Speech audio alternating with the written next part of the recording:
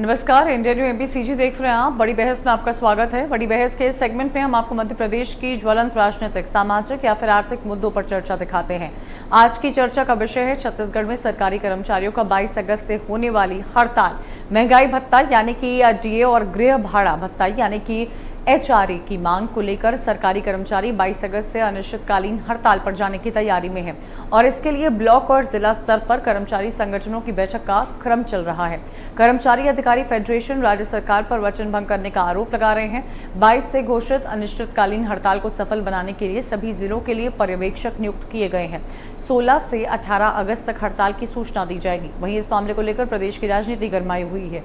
BJP कह रही है कर्मचारियों के साथ चुनाव में किए वादों से ध्यान भटकाने के लिए सरकार डीए और एचआरए की मांग में उन्हें फंसाए रखना चाहती है। वहीं कांग्रेस पार्टी के नेता प्रदेश सरकार को कर्मचारी हितैषी बता रहे हैं। आज इसी मुद्दे पर चर्चा होगी। इस चर्चा में हमारे साथ कुछ मेहमान भी जुड़ेंगे, लेकिन आप देखिए डीए और एचआरए उसको लेकर यहाँ पर तनातनी हो रही है।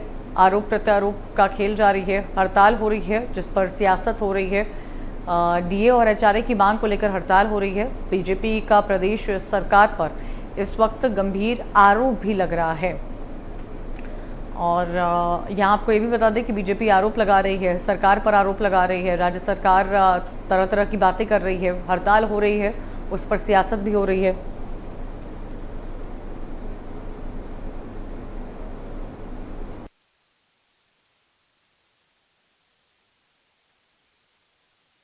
तो डीए और एचआरए की मांग को लेकर हड़ताल हो रही है। राज्य सरकार पर वचन भंग करने का आरोप लगा हुआ है। यहाँ आपको ये भी जानकारी दे दें कि सियासत इस पूरे मुद्दे पर देखने को मिल रही है। विपक्ष का कहना है कि सरकार ध्यान भटकाने की कोशिश कर रही है।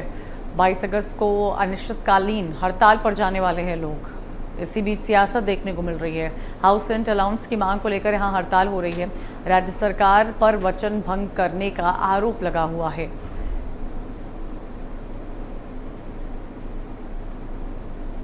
छग में सरकारी कर्मचारी हड़ताल पर है। उनकी मांग है डीए और एचआरए को लेकर। तो ये तस्वीरें भी आपको दिखा रहे हैं। देखिए, नारेबाजी हो रही है।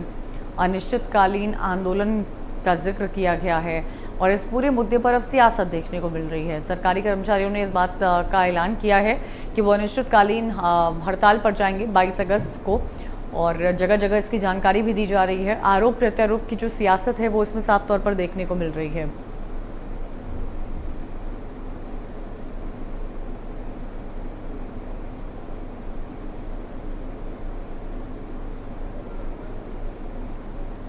और आज इसी मुद्दे पर चर्चा करेंगे। कांग्रेस से हमारे साथ अंशुल मिश्रा जुड़ गए हैं। वही बीजेपी से केएस चौहान हैं और विजय झा जो हैं वो कर्मचारी नेता हैं। आप तीनों का स्वागत है। लेकिन सबसे पहले मैं अंशुल मिश्रा जी आपके पास आना चाहूँगी।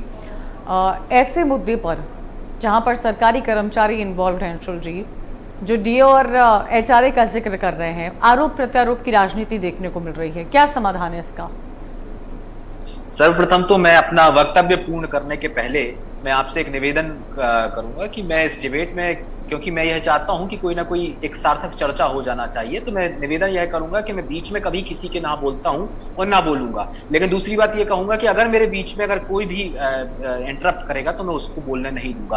अब मैं मोहतरमा मुद्दे पर देना चाहता हूं कि कर्मचारी संघ अनिश्चितकालीन हड़ताल पर जा रहे हैं। ये बहुत बड़ी बीजेपी के नेता कह रहे थे कि ये गले की नकेल फंस चुकी है, ये हो चुका है, वो हो चुका है। तो आप भी जानती हैं, मैं भी जानता हूं कि जमहूरियत में जो आंदोलन होता है वो अपनी बात को सरकार के समक्ष बहुत दमदारी से रखने का एक बहुत अच्छा जरिया होता है। तो कर्मचारी जो है वो उसी रास्ते पे जाते हुए नजर आ रहे हैं। और दूसरी बात मैं यह कह देना चाहता हूं कि यह सीधा सीधा आने वाले समय में सरकार और कर्मचारी संघ के बीच का एक आपस में संवाद होगा। इस संवाद से कुछ रिजल्ट निकल कर आएगा।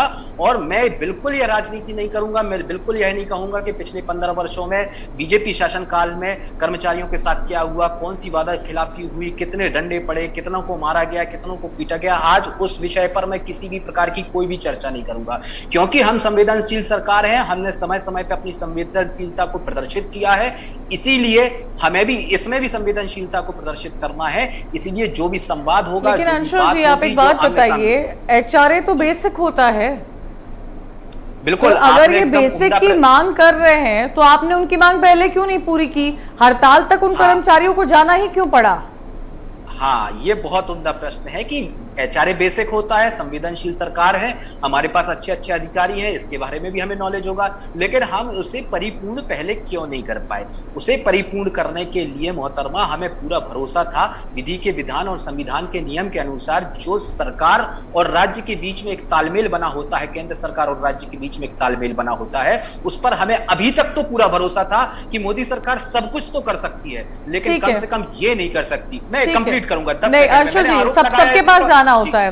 ठीक है, मैं आऊंगी आपके पास। जी। केएस चौहान जी, डीए और एचआरए की हड़ताल को लेकर लोग धरने पर बैठ रहे हैं। 22 तारीख को ऐलान कर दिया कि अनिश्चितकालीन हड़ताल पर जाएंगे। उसका केंद्र सरकार राज्य सरकार से क्या लेना देना? सरकारी कर्मचारी हैं, वो अपने बेसिक्स मांग रहे हैं, वो तो राज्य सरकार को देखना ही पड़ता है ना। सही बात है। और मैडम, मैं सबसे पहले ये बोलना चाहूंगा कि ये मांग नहीं है, ये कर्मचारियों की मांग नहीं है। मांग उसकी होती है जिसका वादा नहीं होता। वादा पहले किया गया है, वादा किया गया है और जेन्युइन मांग का वादा किया गया है, और जो वादा निभाया नहीं जा रहा है वो ये हक है कर्मचारियों का जो हक नहीं दिया जा रहा है। इन्होंने वादा जो किया था अपने घोषणा पत्र में और 2018 में वादा किया था, उनको वो वादा याद दिलाना है और वो करना चाहिए था। और लगातार कर्मचारी, पहले नोटिस दिया कर्मचारियों ने, पहले 5 दिन की जो हड़ताल थी, पहले जो नोटिस दिया उसके बाद जाके हड़ताल की। आपकी सरकार में तो सरकार से चुन ही नहीं रही है, और इसका सबसे बड़ा खामियाजा जनता को भुगतना पड़ा।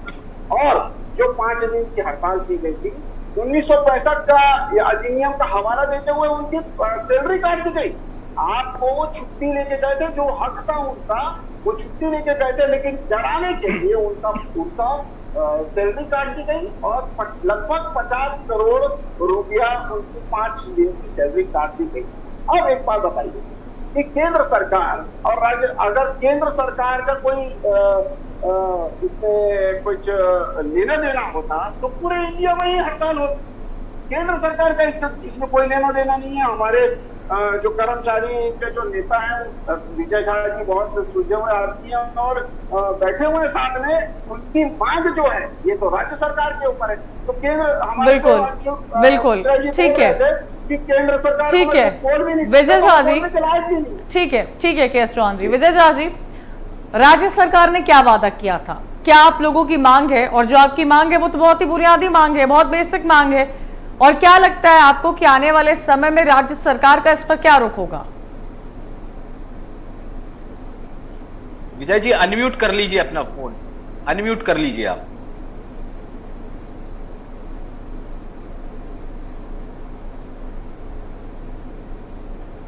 विजय जी, आपको मेरी आवाज मिल रही है? ठीक है, अनम्यूट कर लीजिएगा प्लीज, आपका फोन मेरे ख्याल से म्यूट पर है। अब आ रही है? हाँ हाँ, आपकी आवाज आ रही है, बोलिए विजय झा जी। मेरा एक लाइन का कहना है, 2018 के विधानसभा चुनाव में कांग्रेस पार्टी ने प्रदेश के कर्मचारियों से बहुत सारे वादे किए। उसमें ये वादा भी शामिल था कि जब जब केंद्र सरकार महंगाई भत्ता देगी, राज्य सरकार देगी। अब ये जो बातें हो रही हैं, तो प्रदेश में 7वां वेतनमान लागू है। 7वां वेतनमान के अंतर्गत केंद्रीय कर्मचारियों को छत्तीसगढ़ राज्य में 34% महंगाई भत्ता मिल रहा है। छत्तीसगढ़ में ही काम करने वाले विद्युत मंडल के कर्मचारियों को 34% महंगाई भत्ता मिल रहा है, जबकि हमारे बाद लेते थे। और इससे ज्यादा हमारे आईएएस अधिकारी, आईपीएस, आईएफएस बने अखिल भारतीय सेवा के जो अधिकारी हैं, उन्होंने अपना फाइल लिखा और बाकायदा 1 जुलाई 2021 से 28% से 3% बढ़ा करके 31% दे तिथि से भी लिया और उस पीरियड का एरिया भी नगद दिया। दूसरी ओर हमारे प्रदेश के कर्मचारियों को जो 1 जनवरी 20 से मिलना था महंगाई भत्ता, उसको 1 मई 22 से देकर 28 महीने का एरिया राज्य सरकार खा गई। हमारा ये आरोप है कि हम 5 दिन में आंदोलन किए, जो अधिकारी स्वयं ले रहे लाभ छत्तीसगढ़ शासन से, वो चर्चा तक नहीं करते। जब बार बार हमने कहा कि 5 दिन का आंदोलन हो गया, सरकार के खिलाफ में आंदोलन करने के लिए कुछ अधिकारी प्रेरित कर रहे हैं, तब तो चर्चा नहीं कर रहे हैं। उसके बाद बुला करके चर्चा किया गया। आज भी हमारी छत्तीसगढ़ राज्य के लाखों कर्मचारियों की जो है महंगाई भत्ता और गृह भाड़ा भत्ता, इसी राज्य में केंद्रीय कर्मचारी 7वें वेतनमान में 20% गृह भाड़ा भत्ता लेते हैं, मेरे राज्य सरकार के कर्मचारी 10% गृह भाड़ा भत्ता लेता है। जब बाजार एक, महंगाई एक, शहर एक, कर्मचारी एक, तो फिर ये महंगाई भत्ता और गृह भाड़ा भत्ता में जो भेदभाव है, ये रुपए का पैसे का लड़ाई नहीं है, प्रदेश के 5 लाख कर्मचारियों के मान सम्मान स्वाभिमान की लड़ाई है। और 5 दिन के आंदोलन में कोई चर्चा नहीं हुई, कोई निर्णय नहीं हुआ, इसलिए हमको मजबूर होकर के 22 तारीख से ठीक है विजय जी। अंशुल जी, आप कह रहे संवाद होगा, यहाँ विजय झा जी कह रहे कि आप लोगों ने चर्चा भी नहीं की, तो किस तरह का संवाद करेंगे, किस चीज का इंतजार कर रहे थे आप सब लोग? जी, अब मैं प्रश्नों का बिंदुवार तरीके से जवाब देना चाहता हूं। बीजेपी के प्रवक्ता साहब का भी जवाब दूंगा और विजय साहब का भी जवाब दूंगा कि संवेदनशीलता की परिभाषा क्या होती है और एचआरए क्या होता है और इसमें केंद्र सरकार की क्या भूमिका होती है। कुछ बताना और कुछ छुपाने में बहुत सारा अंतर होता है। सच्चाई में आपको बता देना चाहता हूं कि आज भी छत्तीसगढ़ शासन को, भैया ने अभी ये कहा कि पूरे हिंदुस्तान में होती, पूरे हिंदुस्तान में इसलिए हड़ताल नहीं हुई महोदय क्योंकि छत्तीसगढ़ सिर्फ एक उत्पादक राज्य है जिसको 9,500 करोड़ रुपए 9,500 करोड़ रुपए आज भी हमें हिंदुस्तान सरकार से लेना लंबित है। आज भी हम पैसा उनसे नहीं ले पाए हैं और हमें कर्मचारियों को कितना पैसा देना है ये बीजेपी के प्रवक्ता तय कर लें। तो दूध का दूध पानी का पानी, तो केंद्र सरकार का क्या अड़ंगा है, ये हो गया। अब विजय साहब की मैं बात पे देना चाहता हूं। विजय साहब ने बहुत अच्छा प्रश्न किया कि हमने 5 दिन का आंदोलन किया था और महंगाई एक है, देश एक है, कर्म एक है, तो महंगाई भत्ता अलग अलग क्यों है? तो महोदय मैं आपको यही तो बता देना चाहता हूं कि आप कहीं ना कहीं यह भी मान रहे हैं कि हिंदुस्तान पे जो महंगाई है वह चरम पर है। अब मैं आपको इस न्यूज चैनल के माध्यम से इस कर्मचारी संघ को आश्वस्त कर देना चाहता हूं कि आने वाले निकटतम भविष्य में भले वे 9,500 करोड़ रुपए वो हमारा नहीं देंगे, हमें पूरा भरोसा है, हमारा कोयला जरूर ले जाएंगे, लेकिन रेवेन्यू का पैसा वो हमारा कभी नहीं देंगे। लेकिन वादा करता हूं और विश्वास के साथ वादा कर रहा हूं, जो कहा था वो किया है और जो आपसे कहा था उसको भी हम करके लगवाएंगे। सिर्फ अधिकारियों की एक बैठक चल रही है कि किस मद से आपका जो पैसा है वो कर्मचारी संघ को दिया जाए, ताकि जैसे किसान संतुष्ट हुए हैं, महिला संतुष्ट हुई है, बाकी का छत्तीसगढ़ संतुष्ट हुआ है, वैसे ही कर्मचारी संघ संतुष्ट होगा। लेकिन बीजेपी को इसमें अपनी राजनीतिक षड्यंत्रकारी राजनीतिक रोटियां सेकने की आवश्यकता नहीं है, क्योंकि यह सीधा सीधा जो संवाद है कर्मचारी और सरकार के समक्ष है। आपको राजनीतिक रोटी नहीं सेकना चाहिए, क्योंकि अगर आप राजनीतिक रोटी सेकेंगे तो आपको पता चल जाएगा कि आप अपने बिनु ही जाल में फंस जाएंगे। आपको यह पता चल जाएगा कि मोदी है तो महंगाई है, तो मोदी के कारण ही यह महंगाई उत्पन्न हुई है जिस पर आज हम और आप चर्चा कर रहे हैं। 10.38% खुदरा मुद्रा पहुंच चुकी है मोहतरमा। 100 के पार पेट्रोल और डीजल हम ले रहे हैं मोहतरमा, आप भी ले रही हैं, मैं भी ले रहा हूं और कर्मचारी संघ भी ले रहा है मोहतरमा। विजय झा जी, ऐसा क्यों हो रहा है कि ये सरकार तो यहाँ गिना रही है कि हमने क्या काम किए हैं, क्या प्रोवाइड कराया है, तो फिर सड़कों पर इतना रोष क्यों देखने को मिल रहा है? अगर सरकार ने सब कुछ कराया होता तो इस तरह की हड़ताल भी नहीं होती, आप लोगों भी इस तरह धरने पर नहीं बैठे होते, अनिश्चितकालीन हड़ताल पर नहीं जा रहे होते। तो ये सरकार को कैसे समझाया जाए, क्योंकि वो तो इस इल्यूजन में जी रही है कि उन्होंने सब कुछ प्रोवाइड कराया है। नहीं, ये तो झूठा। देखिए, संवेदनशीलता शब्द को बार बार उपयोग कर मैं आपको बता दूं, सारे संवेदनशीलता प्रदेश के शासकीय कर्मचारियों के साथ में नहीं अपेक्षा करना चाहिए। हम प्रदेश के विकास के संवाहक हैं और मेरा कर्मचारी कोरोना काल में जिस हिसाब से काम किया है, हमारा वो हक है। हमारे पैसे को सरकार काट रही है। अच्छा, ये बार बार हमारे ऊपर आरोप लगता है कि सरकारी कर्मचारी के जिंदगी में बहुत इल्जाम होते हैं, हमारी निगाहें साफ होती फिर भी हम बदनाम होते हैं। मैं भाई साहब को बता दूं, हमको महंगाई भत्ता नहीं चाहिए। महंगाई भत्ता तब मांगते हैं जब महंगाई बढ़ता है। आप 2007 में, 2014 में या 2018 ही मान लीजिए, जो मार्केट में रेट थे उसको लागू कर दीजिए और उसके बाद जितने महंगाई भत्ता दिए सबको वापस ले लीजिए। हमको महंगाई भत्ता की जरूरत नहीं। राज्य सरकार के मंत्रालय के अधिकारी स्वयं अपना लाभ लेते हैं और कर्मचारियों की बारी आती है तो पैसे की बात करते हैं। छत्तीसगढ़ में पैसे की कमी क्या है? यहाँ गोधन न्याय योजना में हम गौमूत्र तक खरीद रहे हैं। आज चौथी बार बूढ़ा तालाब में 34 करोड़ रुपया खर्च करके एक बुढ़ी को जींस टी शर्ट पहना के जवान बनाया जा रहा है। यह सरकारी पैसे का दुरुपयोग है। उससे कर्मचारियों को दिया जा सकता था और सरकार के अनिर्णय की स्थिति के कारण ही आम जनता को तकलीफ होती है। अभी भी 22 अगस्त टाइम है। 15 अगस्त को माननीय मुख्यमंत्री जी प्रदेश के कर्मचारियों की मांगों को पूरा कर दें तो हड़ताल किसी को करने का शौक नहीं है। पंखे में और टेबल में बैठने वाला आदमी बूढ़ा तालाब धरना स्थल जमीन में नहीं बैठना चाहता। मैडम ठीक है, जल्दी से इसका जवाब दे दीजिए अंशुल जी, फिर मुझे के एस चौहान जी के पास जाना है।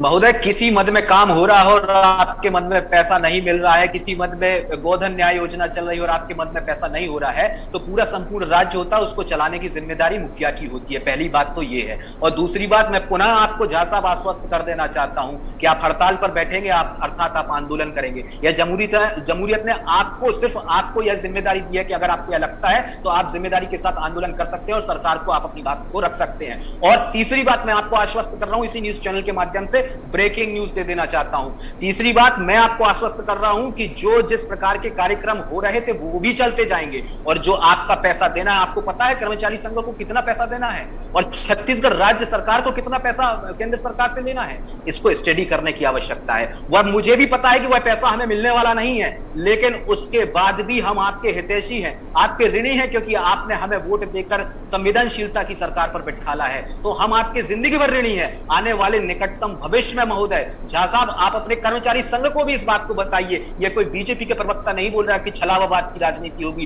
कोई बीजेपी की लाइमलाइट की राजनीति नहीं चल रही है। ये कांग्रेस का कार्यकर्ता बोल रहा है कि आने वाले निकटतम भविष्य में आपकी जो भी वाजिब मांगे हैं सशक्त पूर्ण की जाएंगी। नहीं, क्या डीए और एचआरए आपको जायज मांगे नहीं लग रही हैं अंशुल जी?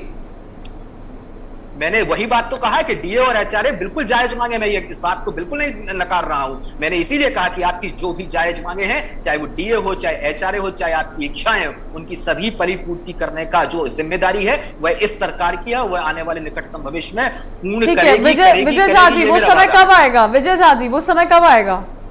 मैं भैया को बताना चाहता हूं, सुप्रीम कोर्ट का आदेश है, विलंब से किया गया न्याय अन्याय की श्रेणी में आता है। जो 2020 में डीए मिलना था, यदि 22 तक नहीं मिल रहा है तो विलंब से यदि मिलेगा। इस बीच में कितने कर्मचारी कोरोना में दिवंगत हो गए, कितने रिटायर हो गए, सबकी अपनी अपनी अपेक्षाएं होती हैं और जो उनका जायज हक है। हम प्रतिदिन महंगाई बढ़ रहा है, तो मैं बोल रहा हूँ ऐसा नहीं, आपके मुख्यमंत्री जी स्वयं बड़ा बड़ा फ्लैक्स लगाए हैं कि महंगाई, मुख्यमंत्री आपके भी है साहब, मेरे भी मुख्यमंत्री है, आई एडमिट है। तो मेरा कहने का मतलब, आप हमारे कांग्रेस के प्रदेश अध्यक्ष मरकाम जी बैलगाड़ी में चढ़ के पूरा महंगाई बढ़ गया। तो जब महंगाई बढ़ गया तो महंगाई मिलना चाहिए। पड़ोसी के भरोसे में परिवार नहीं चलता है। आप केंद्र सरकार की बात बार बार मत बोलिए, केंद्र सरकार नहीं देगा तो क्या आप कर्मचारियों को भूखे रखेंगे? ये तर्क मेरे को उचित नहीं लगा। ठीक है, के.एस. चौहान जी, वादे तो कई किए थे सरकार ने, खैर उनमें से कई वादों पर काम भी किया है, लेकिन कई ऐसे वादे हैं जो छूटे हैं। लेकिन अगर एक सरकारी कर्मचारी को इस तरह अनिश्चितकालीन हड़ताल पर जाना पड़ रहा है तो ये काफी कुछ दर्शा रहा है कि सरकार कैसे चल रही है। जी बिल्कुल बिल्कुल, ये कहीं ना कहीं मैनेजमेंट का बहुत बड़ा फॉल्ट है, जो कि पूरा एडजस्टमेंट नहीं कर पा रहे हैं, किसी को सबको संतुलित नहीं कर पा रहे हैं, न्यायपूर्वक वितरण नहीं हो पा रहा है। जैसे कि हमारे झा जी ने बोला कि जहां पैसा मद में जाना चाहिए उस जगह ना जाके सिर्फ वोटों की राजनीति के लिए ये अपना जो फंड है वो डिस्ट्रीब्यूट कर रहे हैं, सिर्फ वोटों की राजनीति। और मैं ये विजय झा जी ने भी स्पष्ट कर दिया है कि इसमें केंद्र का कोई उतना खास रोल है ही नहीं। और सीमावर्ती राज्यों में मैडम, पूरे सीमावर्ती राज्यों में 22% कहीं भी महंगाई भत्ता नहीं दिया जा रहा है। सबसे कम हमारे छत्तीसगढ़ में है। जो भी सीमावर्ती हमारे 7 राज्य हैं उसमें 30% के आसपास महंगाई भत्ता दिया जा रहा है। लेकिन कर्मचारियों से बात करके और उनका वादा पूरा करके ये तो दूर, वो बात भी नहीं कर रहे हैं और दूसरी बातें किए जा रहे हैं। तो ये बहुत ये असंवेदनशीलता का परिचय है। और मैं आग्रह करना चाहता हूं हमारी कांग्रेस से नहीं, हमारी सत्तारूढ़ पार्टी से, हमारी राज्य सरकार से कि जो उचित है वो बिल्कुल करना चाहिए था। 2020 में ही करना चाहिए था। ये आप एक को अलग निगाहों से देखते हैं, दूसरे को अलग निगाहों से देखते हैं। और रही बात, हमारे कांग्रेस प्रवक्ता ने बोला कि केंद्र सरकार का पैसा रुका हुआ है, तो केंद्र सरकार का पैसा रुका हुआ है ये आपने स्पष्टीकरण किया है क्या? ठीक है, केंद्र सरकार का पैसा मिल जाएगा तब हम देंगे। और दूसरी बात, केंद्र सरकार का पैसा, ठीक है के.एस. चौहान जी, वक्त कम है हमारे पास। अंशुल जी, जल्दी से इसका जवाब दे दीजिए। जी, सीमावर्ती राज्य की बात महोदय ने करी तो वो अपनी बात में फिर से फंस गए। शायद महोदय को ये नहीं पता है कि राजस्थान को छोड़ के बाकी के सीमावर्ती राज्य जो है वो एडवांस में चल रहे हैं महोदय, जितने भी बीजेपी शासित राज्य। एक बात, दूसरी बात, मैंने यह कहा कि ये हमारी जिम्मेदारी है। हमने यह कहा, आप बीच में मत बोलिए, मैं बोल रहा हूँ मैंने क्या बोला, मैं ठीक है, जवाब दे रहा वक्त की हूँ, कमी मैं है जवाब हमारे दे रहा हूँ। पास। आप सुनिए बात जल्दी को। से अंशुल जी, जल्दी से। हमने यह कहा कि 9,500 करोड़ रुपए हमारा मिलेगा नहीं मिलेगा वो बात अलग है, लेकिन वो मोदी सरकार खा जाएगी पी जाएगी वो बात अलग है। लेकिन विजय झा जी को मैं आश्वस्त कर देना चाहता हूं कि विजय झा जी आने वाले ठीक है, निकटतम भविष्य ठीक है, में चाहे आपको कर्मचारियों केंद्र से पैसा मिले ना मिले, लेकिन अपने सरकारी कर्मचारियों के लिए आप आश्वासन दे रहे हैं कि आप काम करेंगे। अंशुल जी, के एस चौहान जी, विजय झा जी, आप तीनों का बहुत बहुत शुक्रिया हमारे साथ जुड़ने के लिए। तो यहाँ पर डीए और एचआरए को लेकर सरकारी कर्मचारियों ने ऐलान कर दिया है कि 22 अगस्त से वो अनिश्चितकालीन हड़ताल पर जाने जा रहे हैं और इसको लेकर काफी सियासत भी प्रदेश में देखने को मिल रही है। इसी के साथ बड़ी बहस में इतना ही। तमाम खबरों के लिए आप देखते रहिए इंडिया न्यूज MP छत्तीसगढ़।